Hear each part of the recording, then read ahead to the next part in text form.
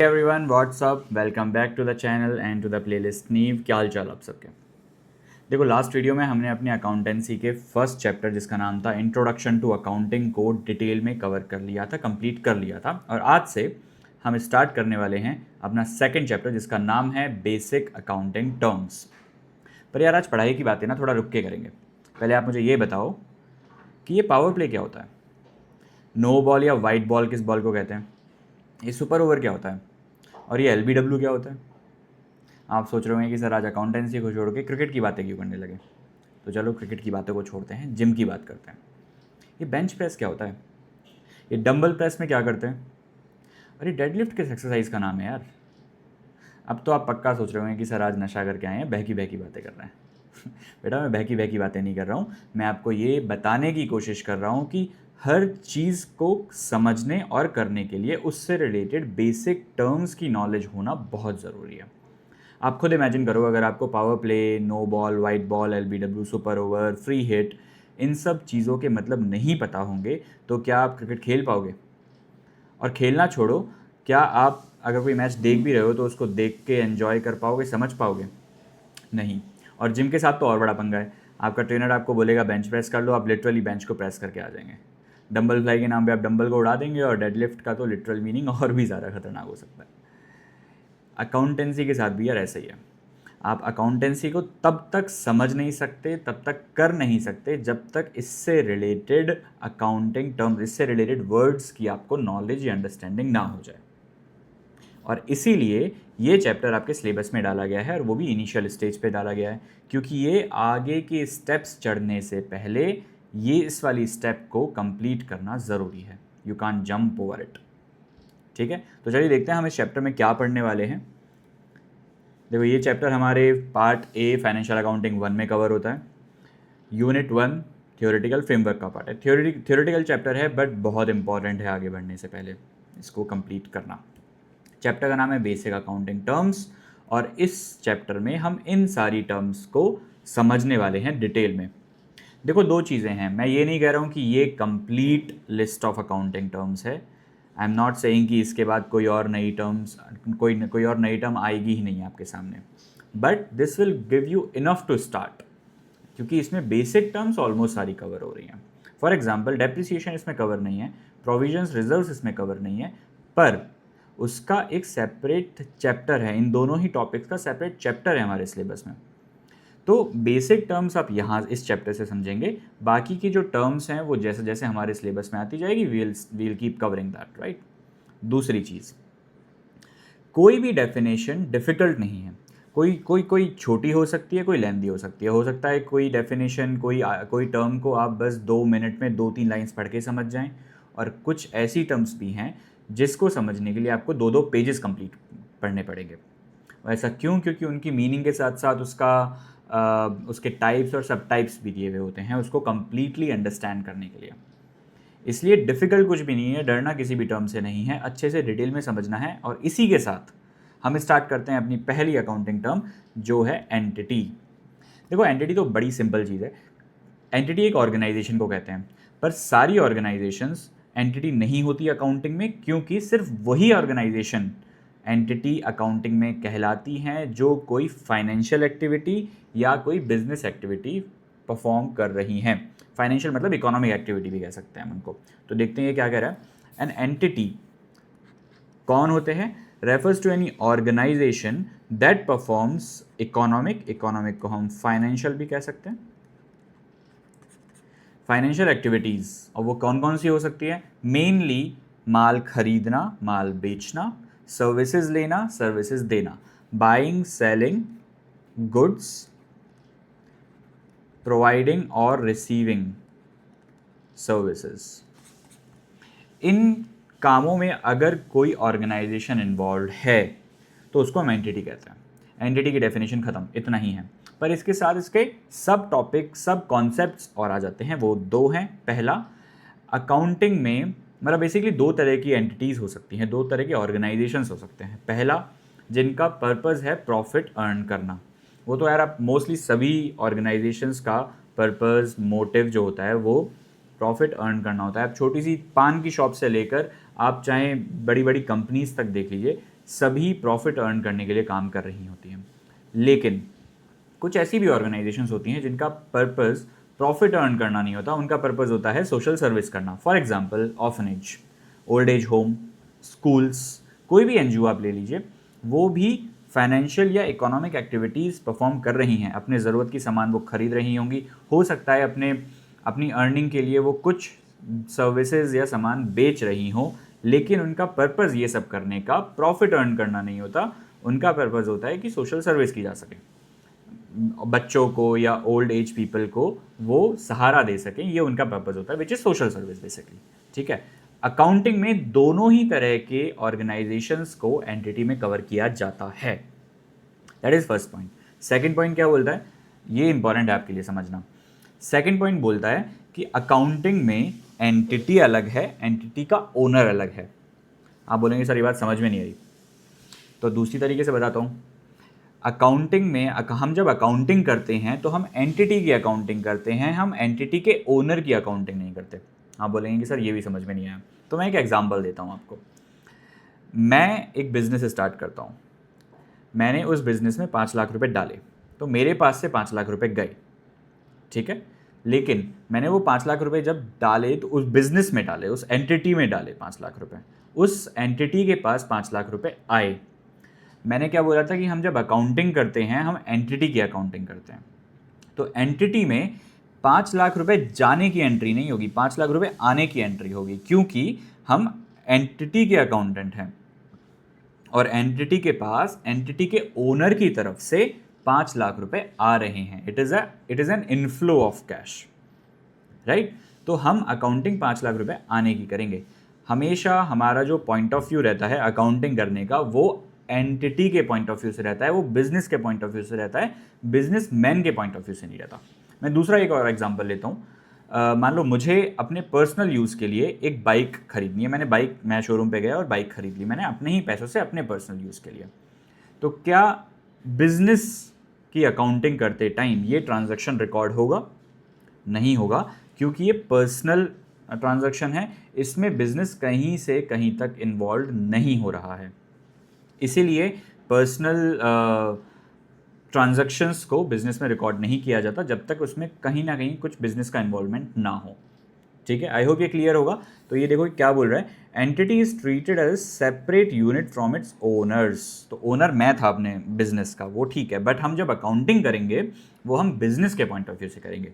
This means all financial records are maintain from the point of view of entity या business and not its owners.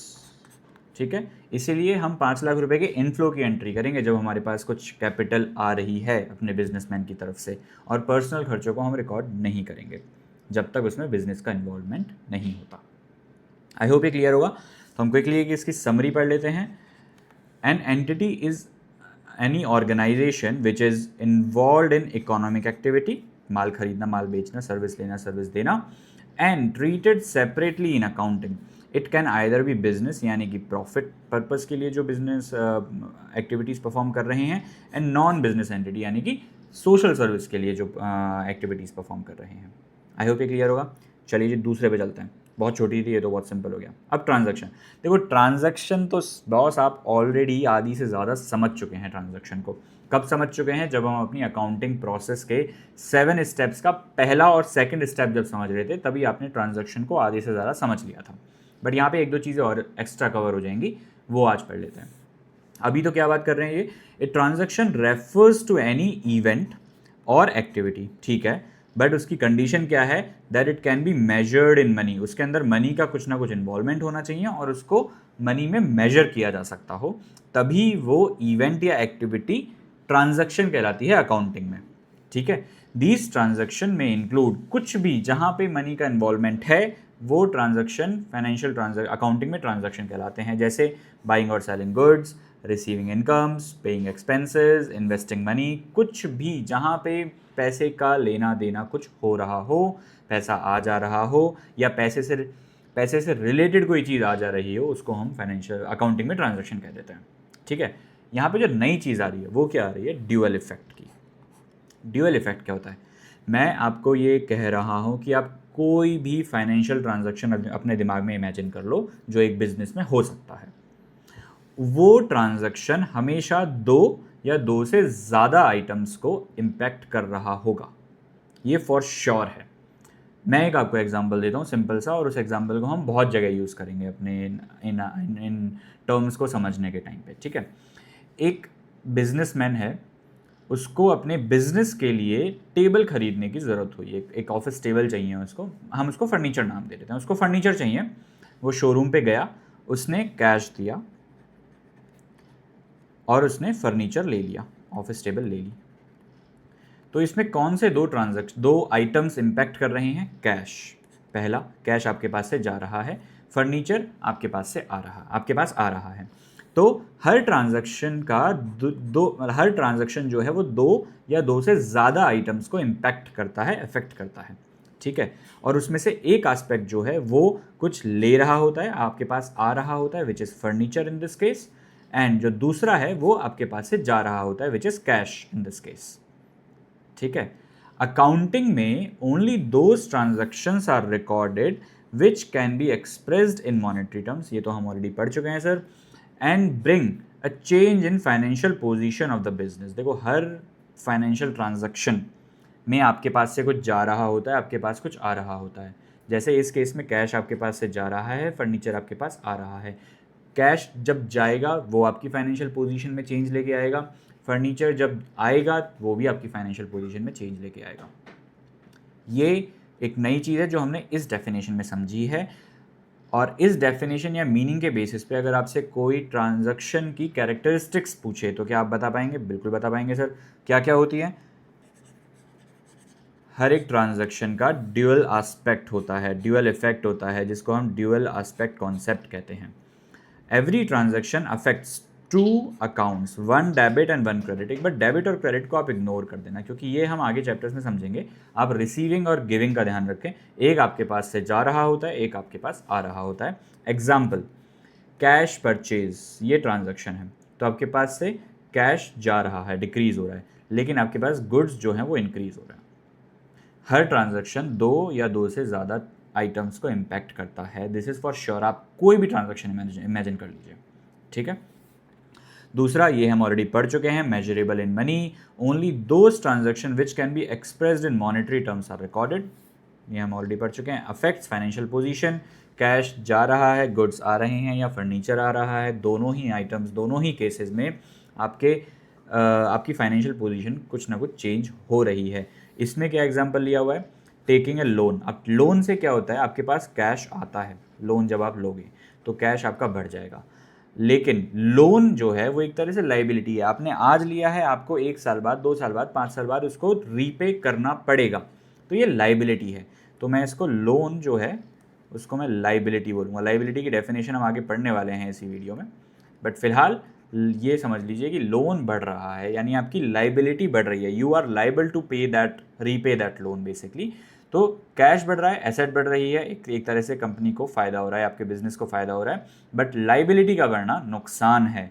तो एक तरफ फ़ायदा बढ़ रहा है, एक तरफ नुकसान बढ़ रहा है, एक ये दोनों ही आइटम्स जो हैं वो इम्पैक्ट कर रहे हैं इस ट्रांजैक्शन में, आपकी फाइनेंशियल पोजीशन को इफेक्ट कर रहे हैं, और ये एक कंडीशन है फाइनेंशियल ट्रांजैक्शन की। नेक्स्ट है सपोर्टेड बाय सोर्स डॉक्यूमेंट। देखो, बिजनेस के ट्रांजैक्शंस घरेलू ट्रांजैक्शन नहीं होते कि आप बस दुकान पे गए और कुछ भी खरीद के ले आए और उसके पास आपका बिल हो या ना हो, उससे कोई फ़र्क नहीं पड़ता।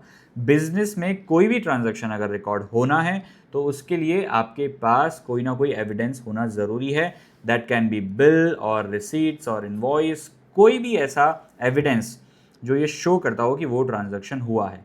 फर्नीचर खरीदोगे जब आप, तब आपके पास वो शोरूम वाला आपको एक इनवॉइस देगा जो ये बताएगा कि ये जो एक एविडेंस की तरह यूज़ हो सकता है कि हाँ, हमने फर्नीचर खरीदा था, and that is very important for a transaction to be recorded in your accounts. Last है रिलेटेड टू बिजनेस ओनली, ये हम ऑलरेडी पढ़ चुके हैं अपनी पिछली डेफिनेशन में कि only business related transactions are recorded, personal transactions जो हैं वो इंक्लूड नहीं होते हैं हमारी अकाउंटिंग में जब हम बिजनेस की अकाउंटिंग कर रहे हैं। आई होप ये क्लियर होगा। इसके बाद हम क्लासिफिकेशन कर सकते हैं ट्रांजैक्शंस का दो बेसिस पे। पहला है वो कैश है या क्रेडिट है। नाम से ही समझ में आ रहा होगा, कैश ट्रांजैक्शन जो है वो उनको कहते हैं जहाँ पे कैश का सेटलमेंट इमीडिएटली हो जाता हो। मैं अगेन फर्नीचर वाला एग्जांपल लेता हूँ। आप शोरूम पे गए, कैश दिया, फर्नीचर ले लिया, ये कैश ट्रांजैक्शन हो गया क्योंकि इसमें सेटलमेंट जो है वो इमीडिएट हो जाता है। पर आप इसमें कैश की जगह आप ये बोल के आ गए कि फर्नीचर आप मुझे आज ही दे दो, मैं आपको 30 दिनों बाद पेमेंट कर दूंगा, ये हमारा क्रेडिट ट्रांजैक्शन हो गया जिसमें कैश का सेटलमेंट इमीडिएटली नहीं होता है। That is easy. In a cash transaction payment is made immediately and for example mister A है, ये buys goods and pays cash at the same time. यहाँ पे कैश का सेटलमेंट इमीडिएटली हो जाता है। In a credit transaction payment is made after some time. वो कितना भी हो सकता है, एक हफ्ता है, एक महीना, 6 महीने, 3 महीने, कुछ भी, जो भी आपका सप्लायर के साथ या एक्सटर्नल पार्टी के साथ आपका जो भी एग्रीमेंट हुआ है उसके अकॉर्डिंग आप उसको पेमेंट करेंगे कुछ दिनों के बाद। दूसरा जो क्लासिफिकेशन है ट्रांजैक्शन का वो है उसके इस बेसिस पे कि वो किसी एक्सटर्नल पार्टी के साथ हो रहा है या फिर वो इंटरनल बिजनेस का ट्रांजैक्शन है। फॉर एग्जांपल अगेन फर्नीचर वाला एग्जांपल लेते हैं। जब आप शोरूम के पास जाके फर्नीचर खरीदते हैं तो वो शोरूम वाला एक्सटर्नल पार्टी होता है। जब भी किसी भी ट्रांजैक्शन में कोई एक्सटर्नल पार्टी इन्वॉल्व हो जाती है that is called an external transaction. और जब कोई पार्टी, थर्ड पार्टी, कोई एक्सटर्नल पार्टी इन्वॉल्व नहीं होती है उसको हम इंटरनल ट्रांजैक्शन कहते हैं। उसका एक एग्जांपल ले लेते हैं कि आपकी फर्नीचर की शॉप है, सॉरी मैं बोल रहा हूँ स्टेशनरी की शॉप है। आप स्टेशनरी खरीदते हो, आप स्टेशनरी बेच देते हो, ठीक है। लेकिन आपके खुद के यूज़, बिजनेस के यूज़ के लिए आपको कुछ अपने हिसाब किताब करने के लिए पेन की, डायरी की, नोटबुक की, कैलकुलेटर की, इन सब चीज़ों की ज़रूरत पड़ती है। तो आपने अपने ही स्टॉक से कुछ माल अपने बिजनेस के यूज़ के लिए निकाल लिया। अब इसमें कोई भी एक्सटर्नल पार्टी इन्वॉल्व नहीं हुई, that is called an internal transaction. यही यहाँ पे लिखा हुआ है, external transaction involve in outside property such as buying goods from a supplier. आपने किसी भी सप्लायर से माल खरीदा, वो सप्लायर आपके लिए एक्सटर्नल पार्टी है, that is called an external transaction. Internal transaction takes place within the business and do not involve any outsider, जो मैंने आपको एग्जाम्पल दिया। आई होप ये क्लियर होगा। This is all about transaction. आधी से ज़्यादा चीज़ें आपको ऑलरेडी पता थी। हमने जो मेनली चीज़ यहाँ पे सीखी है वो ड्यूअल एस्पेक्ट वाली सीखी है। आप अपने माइंड में कोई भी ट्रांजैक्शन इमेजिन कीजिए, वो आपके एसेट, लाइबिलिटीज़ और कैपिटल को किसी ना किसी तरीके से अफेक्ट कर रहा होगा, फॉर श्योर कर रहा होगा, दो या दो से ज़्यादा आइटम्स को इम्पैक्ट कर रहा होगा। हम इसको और अच्छे से आगे जैसे जैसे बढ़ेंगे डेबिट, क्रेडिट, जर्नल एंट्रीज वगैरह में सीखते जाएंगे। बट फिलहाल के लिए नेक्स्ट है इसकी एक one line summary. A transaction is an event that can be measured in money and affects the assets, liabilities, capital, income और एक्सपेंस। किसी भी तरह का ट्रांजैक्शन हो सकता है in a business. Such events are recorded in the books of accounts. Next पे चलते हैं जी। अकाउंट बहुत ही सिंपल है।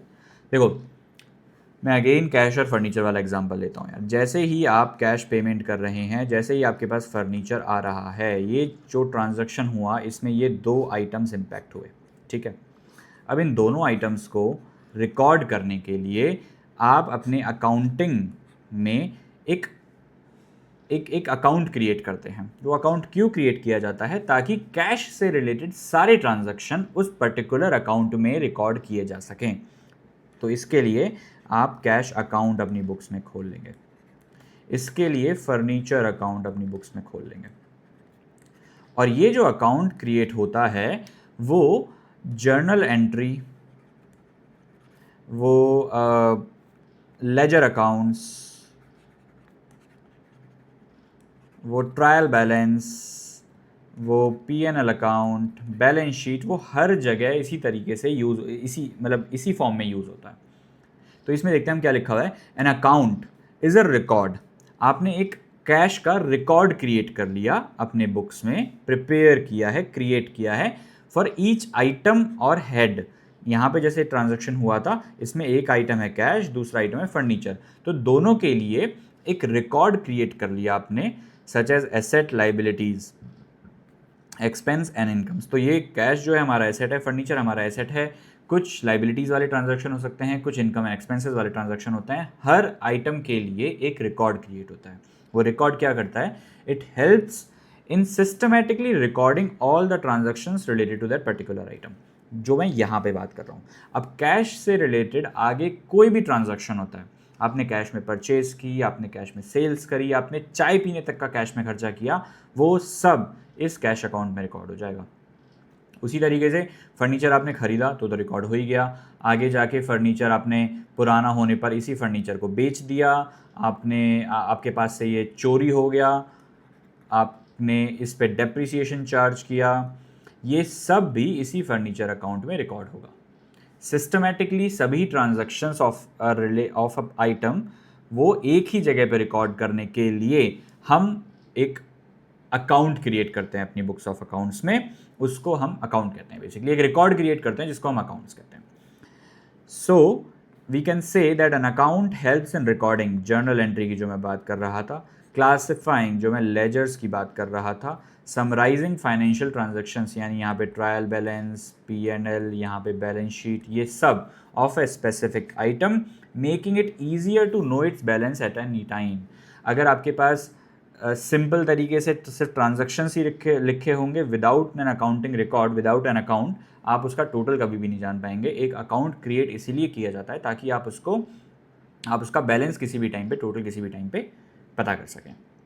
आई होप क्लियर होगा। सिंगल लाइन डेफिनेशन हो जाएगी, an account is a record of all the transactions related to particular item और head, it helps in classifying and finding the balance of that item.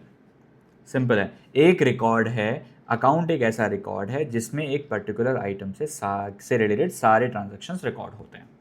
That's it. Next is asset. ये वो term है जिसके लिए हमें 2 pages पढ़ने पड़ेंगे, but interesting ज़रूर है। ओके जी, अब पहली जो लाइन लिखी है जिसको मैंने रेड में हाईलाइट किया है ना, उसको मैं 3 पार्ट्स में डिवाइड करता हूँ। एसेट्स आर इकोनॉमिक रिसोर्स, ये हमारा पहला सेगमेंट है। दूसरा ओन्ड और कंट्रोल्ड, ये हमारा दूसरा है एक सेगमेंट। और तीसरा है एक्सपेक्टेड टू गिव बेनिफिट्स, ये हमारा इस डेफिनेशन का तीसरा पोर्शन है। अब मैं एक एग्जांपल लेता हूँ। कोक बनाने वाली कंपनी है, उसने एक मशीन खरीदी, उस मशीन की जो वैल्यू है वो है 10 लाख रुपए, और वो मशीन क्या करती है, वो बॉटल्स बनाती है। अब कोक वाली कंपनी के लिए बॉटल्स बनाना एक बहुत इम्पॉर्टेंट काम है, इसके बिना तो वो अपना सामान जो लिक्विड है, अपना जो भी फॉर्मूला है, जो भी मतलब जो कोक है वो बेच नहीं सकती बिना बॉटल्स के, राइट। ठीक है, अब इस एग्जाम्पल को हम अपनी डेफिनेशन में फिट करने की कोशिश करते हैं। देखो, सबसे पहला है, मैं यहाँ से स्टार्ट करता हूँ, ओन्ड और कंट्रोल। जैसे ही कंपनी ने 10 लाख रुपए दिए और मशीन खरीदी, जब भी हम कोई चीज़ खरीद लेते हैं उस पे हमारा कंट्रोल हो जाता है, हम जैसे चाहें उस चीज़ को यूज़ कर सकते हैं। We own that thing now, right. तो जैसे ही कंपनी ने 10 लाख रुपए दिए, वो उसकी एसेट बन गई, यानी कि कंपनी उसको ओन करती है, कंट्रोल करती है। So that is the satisfaction of first condition, owned और control. So asset is owned and controlled by the business. ठीक है। दूसरा है economic resources. Economic resource, economic का मतलब है इसकी कोई ना कोई वैल्यू होनी चाहिए। ठीक है, तो मशीन की वैल्यू क्या है, 10 लाख रुपए, तो ये इकोनॉमिक रिसोर्स है कंपनी का। इसके लिए एक कंपनी ने कुछ ना कुछ पैसा दिया है या देगी, इसलिए इसको इकोनॉमिक रिसोर्स कहते हैं। ठीक है, तो asset are economic resources which is owned और controlled by the business which are expected to give benefits to the company. अब बॉटल बनेगी तभी तो सेल होगी और तभी तो प्रॉफिट आएगा, राइट। तो इसीलिए ये जो हैं, ये बेनिफिट्स हैं जो एक एसेट, जो ये एसेट है मशीन, वो कोक कंपनी को देगी।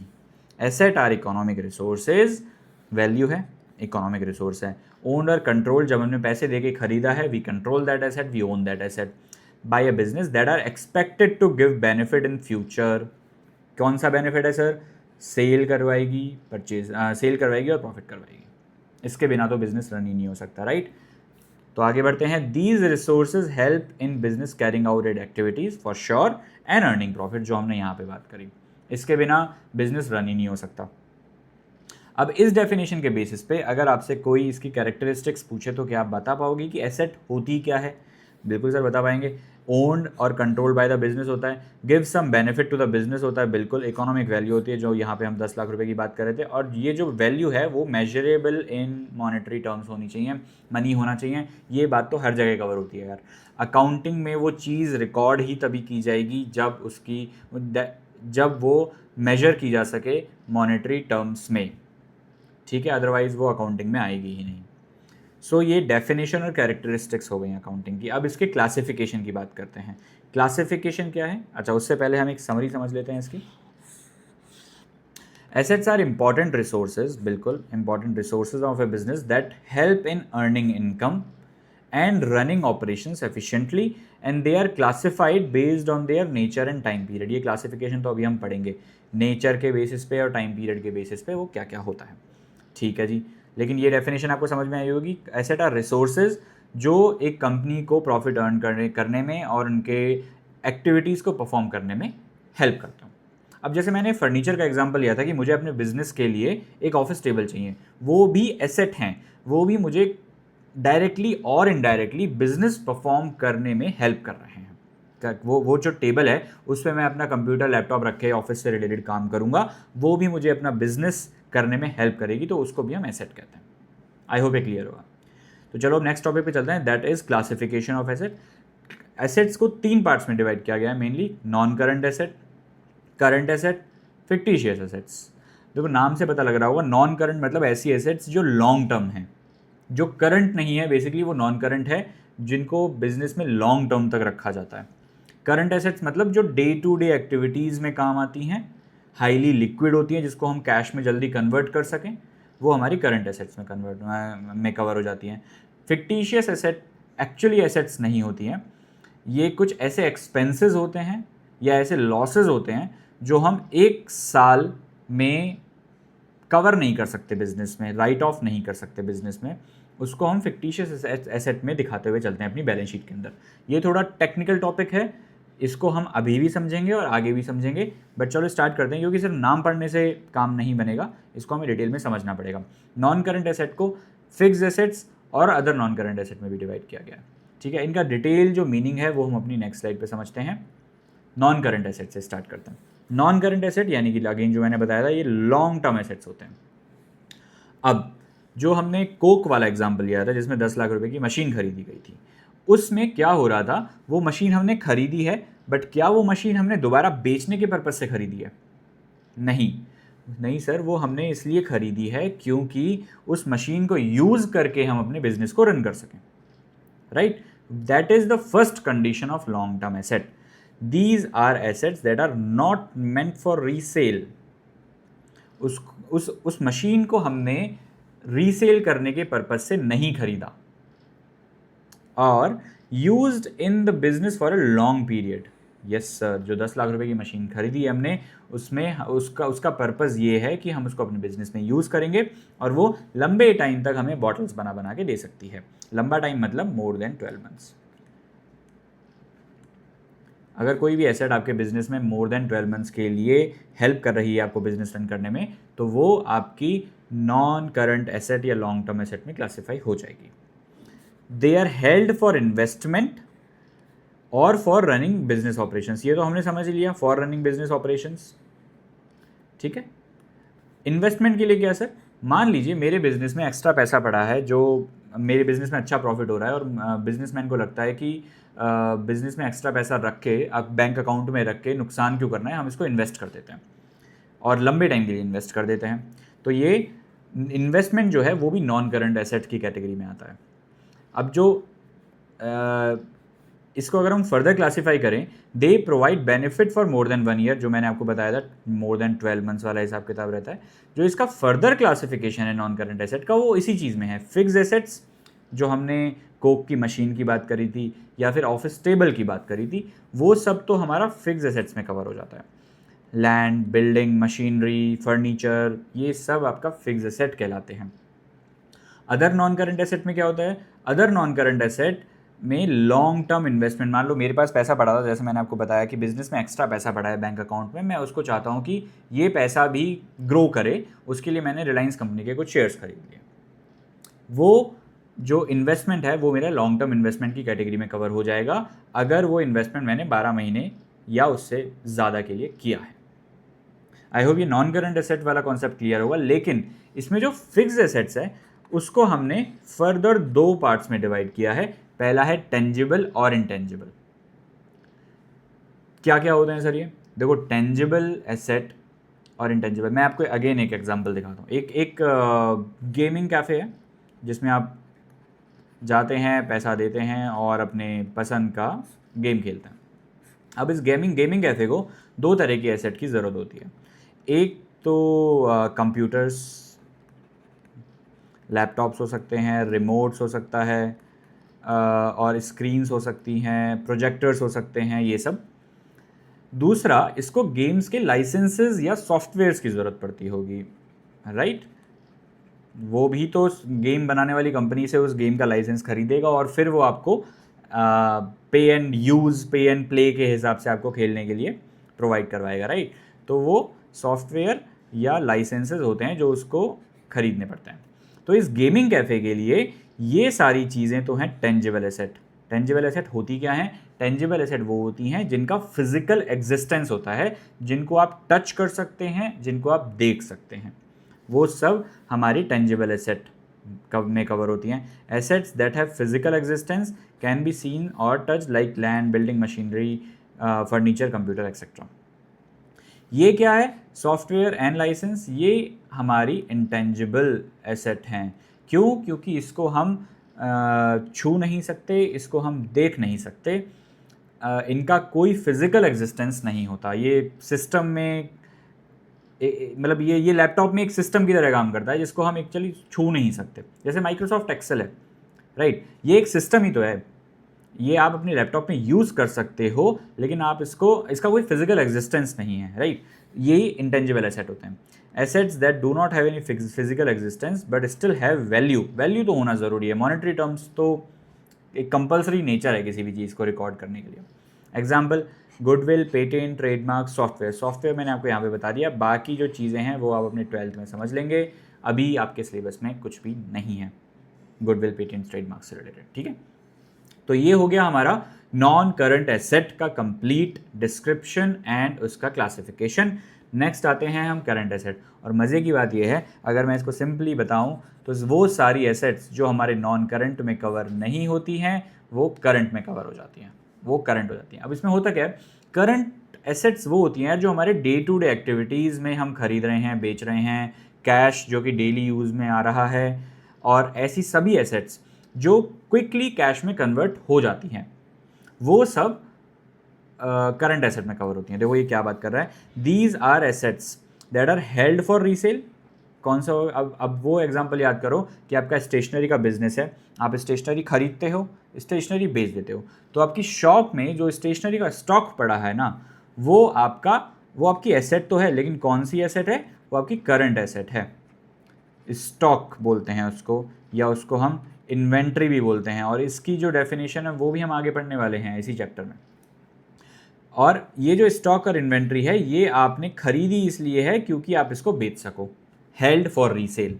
आप उसको खरीद रहे हो, अपने पास रख रहे हो, क्यों? ताकि आप इसको रीसेल कर सको। और can be converted into cash with in 1 year. इसका क्या मतलब हुआ? देखो, सारी ऐसी चीज़ें जो एक मतलब जो क्विकली कन्वर्ट हो सकती हैं कैश में, जैसे स्टॉक है, स्टॉक आता है, आप अपने पास रखते हो, लेकिन वो जल्दी बिक भी जाता है, तो वो आपका करंट एसेट में क्लासीफाई हो जाएगा। डेटर्स हैं, आपने सेल की, क्रेडिट पे सेल करी, जिसका पैसा आपके पास 1 हफ्ते में, 1 महीने में, 90 दिनों में, 3 महीने में, 6 महीने में आ जाएगा, तो वो 1 साल से कम में कैश में कन्वर्ट हो जाएंगी, तो वो सभी हमारी करंट एसेट में क्लासीफाई होती हैं। They are highly liquid, easy to convert into cash, right?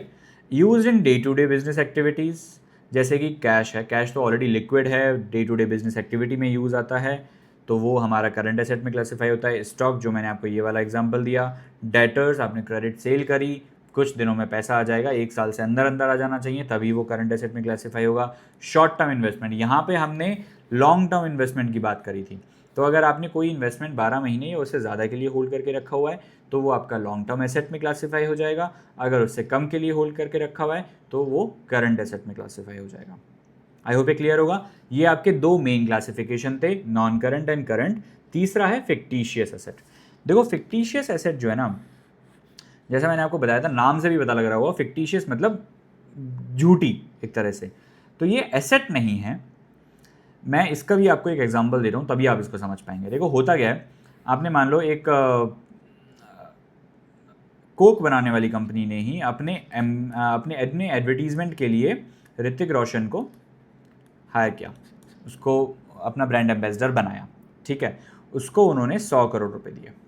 पहला क्वेश्चन मेरा आपसे ये है, आपको क्या लगता है कि ये 100 करोड़ रुपए का जो पेमेंट हुआ है वो कंपनी को सिर्फ 1 साल के लिए बेनिफिट देगा या 1 से ज़्यादा साल के लिए बेनिफिट देगा?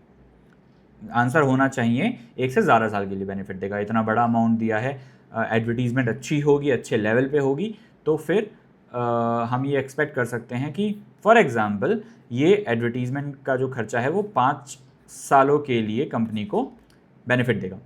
तो हम जो ये 100 करोड़ रुपए है वो 5 सालों में 20, 20, 20, 20 और 20 इस तरीके से अपने P&L में इसको एज ए कॉस्ट लेके जाएंगे। सारा एक साथ 100 करोड़ रुपए नहीं लेके जाएंगे, ठीक है।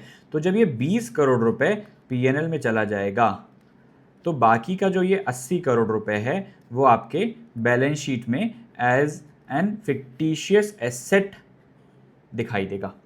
ये एक्चुअली में एसेट नहीं है, मैंने आपको बताया था ये खर्चा है जो आपने एक तरह से एडवांस में कर दिया है, लेकिन आपको उसका बेनिफिट आगे भी मिलता रहेगा। अब जब दूसरा साल आएगा तो 20 करोड़ रुपए वापस से P&L में क्लासीफाई हो जाएगा, बाकी का जो 60 करोड़ है वो आपको बैलेंस शीट में एज फिक्टिशियस एसेट दिखाई देगा, ठीक है।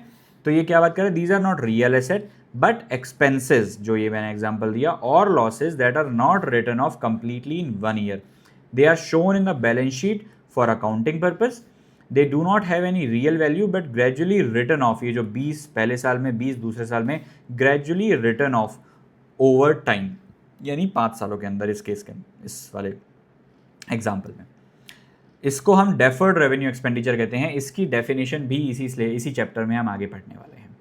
But this was all about assets. I hope ये क्लियर होगा। ये थोड़ा लेंदी था बट डिफिकल्ट नहीं था। आप इसको एक बार अपने पास रिवाइज करेंगे तो आपको अच्छे से चीज़ें क्लियर हो जाएंगी। नेक्स्ट है हमारा लाइबिलिटीज़। देखो एसेट का जस्ट अपोजिट हो गया लाइबिलिटीज़। एसेट में हमारा राइट था चीज़ों पे, हम कंट्रोल कर रहे थे उसको, हम ओन कर रहे थे। लाइबिलिटीज़ में उल्टा है। लाइबिलिटीज़ में नाम से ही पता लग रहा हो, we are liable to pay, we are under duty to pay to others. देखते हैं डेफिनेशन में क्या लिखा है। Liabilities are the amount that a business owes, वहां क्या था, own, that a business own an asset. यहाँ पे बिजनेस ओज टू अदर्स मतलब हमें देना है दूसरों को। In simple terms they are obligations और debts that a business has to pay in future. मतलब बेसिकली ये पैसा, लाइबिलिटी ऐसा अमाउंट है जो आपको फ्यूचर में किसी को देना है। और वो क्यों अराइज होता है, कैसे अराइज होता है, वो देखते हैं। मान लो आपके बिजनेस ने एक लोन लिया, लोन लेने पर क्या हुआ, अब वो लोन अगर आपने लिया है तो आपको पे तो करना पड़ेगा ना। हो सकता है 6 महीने में, हो सकता है 1 साल में, 2 साल में, 5 साल में, पे तो करना पड़ेगा, राइट। तो ये लोन का जो अमाउंट है वो आपका लाइबिलिटी होता है, because you are liable to repay the amount of loan, ठीक है। तो इसको इसलिए हम लाइबिलिटी में क्लासिफाई करते हैं। दूसरी तरह का ट्रांजैक्शन क्या हो सकता है कि आपने क्रेडिट पे गुड्स खरीदे हैं। आपने सप्लायर को बोला कि आप मुझे गुड्स भेज दो, मैं आपको 30 दिनों के अंदर पेमेंट कर दूंगा। तो गुड्स खरीदना या सर्विस खरीदना ऑन क्रेडिट, वो भी आपकी लाइबिलिटी बढ़ाता है, लाइबिलिटी को क्रिएट करता है, क्योंकि यू आर लाइबल टू पे that amount in 30 days, 60 days, 90 days, 6 महीने, 1 साल, लेकिन आपको पे करना पड़ेगा उस अमाउंट को, राइट। तो जब भी you are under an obligation, जब भी आप पर ये ड्यूटी है कि आपको ये अमाउंट रीपे करना है इन फ्यूचर, वो आपकी लाइबिलिटी हो जाती है। तीसरा कैपिटल। कैपिटल की जो डेफिनेशन है वो जस्ट इससे अगली वाली डेफिनेशन है, बट कैपिटल भी जब कोई बिजनेसमैन, याद करो वो एग्जांपल, जब मैंने एक बिजनेस स्टार्ट किया और 5 लाख रुपए उस बिजनेस में इन्वेस्ट किए थे, एज कैपिटल डाले थे, तो बिजनेस के लिए वो लाइबिलिटी है। क्यों? क्योंकि जब भी बिजनेसमैन चाहे उस 5 लाख रुपए को निकाल सकता है। तो जब भी मैं बोलूँगा कि मुझे अपने 5 लाख रुपए वापस चाहिए, बिजनेस को वो 5 लाख रुपए मुझे उसी टाइम देने पड़ेंगे। तो बिजनेस की ये लाइबिलिटी है कि वो 5 लाख रुपए अपने बिजनेसमैन को वापस दे दे जो उसने एज कैपिटल इन्वेस्ट किए थे। इसीलिए कैपिटल को भी हम लाइबिलिटी में ही क्लासिफाई करते हैं। ये जब आप कैपिटल की डेफिनेशन पढ़ेंगे तब उसमें और ज़्यादा डिटेल में क्लियर हो जाएगा, बट ये कुछ सैम्पल इलस्ट्रेटिव ट्रांजैक्शन टाइप्स हैं जहाँ से आपके पास लाइबिलिटी क्रिएट हो सकती है आपके बिजनेस में। सो liability represents the claims of outsiders और ओनर्स। आउटसाइडर कौन कौन सा? ये आपके बैंक हो सकते हैं जिसने आपको लोन दिया था, या सप्लायर हो सकते हैं जिसने आपको गुड्स या सर्विस दी थी क्रेडिट पे, और ओनर्स मतलब ये कैपिटल वाला केस हो गया। On the asset of the business, ये लाइन क्यों लिखी है सर? ये लाइन इसलिए लिखी है बेटा क्योंकि जब हम लाइबिलिटी का रीपेमेंट करेंगे तब अपने बिजनेस की एसेट को यूज़ करके ही तो करेंगे। आपके बिजनेस में कैश पड़ा होगा, जब आपको लोन का रीपेमेंट करना है तब आप उसी कैश को यूज़ करके तो रीपेमेंट करेंगे। तो कैश जो है एसेट, बिजनेस का एसेट है। तो क्लेम्स ऑफ आउटसाइडर्स और owners on the asset like cash, या फिर हो सकता है कि आप बोलें कि मैं पैसा नहीं दे रहा हूँ, आप ये गुड्स ले लो मुझसे, मैं ये गुड्स बेचता हूँ, आप ये गुड्स ले लो मुझसे। तो ये आप स्टॉक बेच सकते हैं उनको इंस्टीड ऑफ कैश। आप अपने कोई बिजनेस का एसेट यानी कि फर्नीचर टाइप बोल सकते हैं कि चलो पैसा मत लो, आप ये फर्नीचर ले लो और हमारा सेटलमेंट हो जाएगा। तो लाइबिलिटी का रीपेमेंट किसी भी तरीके से हो सकता है, बट वो एसेट को यूज़ करके ही होगा। इसीलिए लाइबिलिटी जो है वो क्लेम है on the asset of the business of outsiders और ओनर्स। आई होप ये क्लियर होगा। ठीक है, इसके बाद हम अगेन इसकी कैरेक्टरिस्टिक्स पढ़ते हैं इसी डेफिनेशन और मीनिंग के बेसिस पे। लाइबिलिटीज रिप्रेजेंट ड्यूटी टू पे, ऑब्लिगेशन टू पे मनी और प्रोवाइड गुड्स और सर्विसेज इन द फ्यूचर। ये वाली जो बात मैंने बोली थी कि आप या तो कैश में दे दो या स्टॉक दे दो या गुड्स और सर्विसेज दे दो वगैरह वगैरह, लेकिन ड्यूटी टू पे है, आपको देना ही पड़ेगा। You are under an obligation. They are created due to past events. आपने पास्ट में कोई लोन लिया था, पास्ट में गुड्स या सर्विसेज लिए थे ऑन क्रेडिट, या फिर आपके बिजनेस में पास्ट में कैपिटल इन्वेस्ट की गई थी, तो पास्ट इवेंट से अराइज होती है, लाइक टेकिंग ए लोन और purchase goods on credit. Fine, can be short term और long term depending on the time when they are to be paid. मतलब अगर लाइबिलिटी का रीपेमेंट हमें 12 मंथ्स से बाद में करना है तो वो हमारी नॉन करंट लाइबिलिटी बन जाती है, और 12 महीनों से पहले करना है तो वो हमारी करंट लाइबिलिटी बन जाती है, जस्ट लाइक एसेट, जैसा हमने उसमें पढ़ा था। और वही हम आगे पढ़ने वाले हैं। Classification of liabilities, non current, these are liabilities that are payable after more than 12 months from the date of balance sheet. ये क्या बात हुई सर? बैलेंस शीट वाला पॉइंट समझ में नहीं आया। बैलेंस शीट वाला पॉइंट ये है कि आपने मान लो एक लोन लिया, वो इनिशियली लोन आपको 5 साल बाद पे करना था, तो आज की डेट में today that is non current liability, क्योंकि उसका जो रीपेमेंट है वो 5 सालों के बाद करना है। पर अब ये इस 5 साल में से 4 साल निकल चुके हैं, 4 साल 2 महीने निकल चुके हैं, अब 10 मंथ्स बचे हैं, तो अब ये जो है वो करंट लाइबिलिटी में क्लासीफाई हो जाएगा। तो डिपेंड करता है कि आप किस दिन देख रहे हैं लाइबिलिटी के रीपेमेंट की डेट को।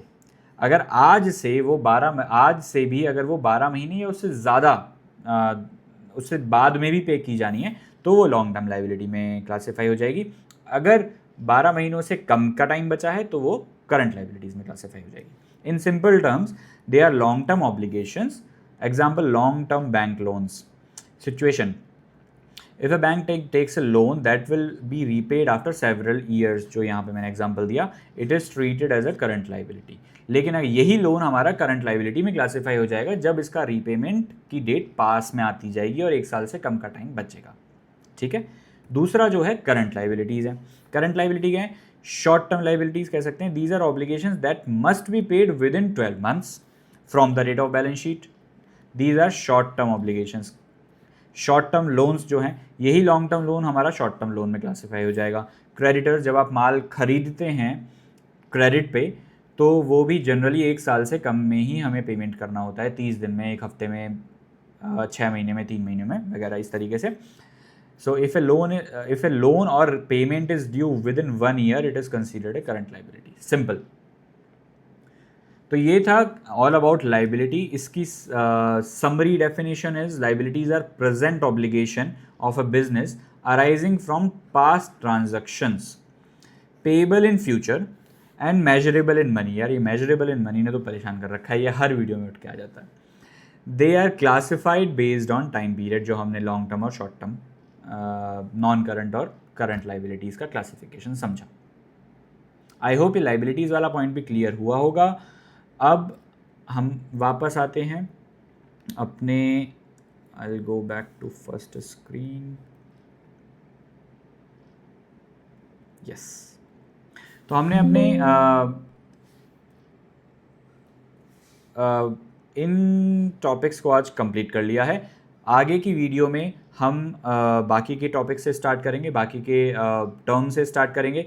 ये जो कंप्लीट चैप्टर है उसको हम 4 वीडियोस में कवर करेंगे. आप सोच रहे होंगे सर 4 वीडियोस एक बेसिक अकाउंटिंग टर्म जैसे थ्योरी बेस्ड चैप्टर के लिए? तो बेटा हाँ, 4 videos.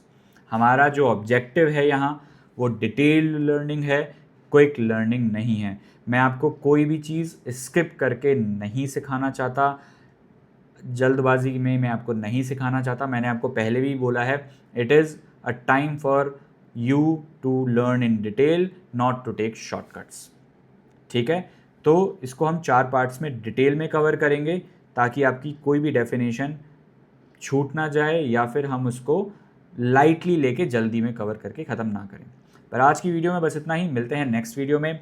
Please like and share this video, share it with your friends, subscribe the channel and press the bell icon for latest update. Till the next video, bye bye.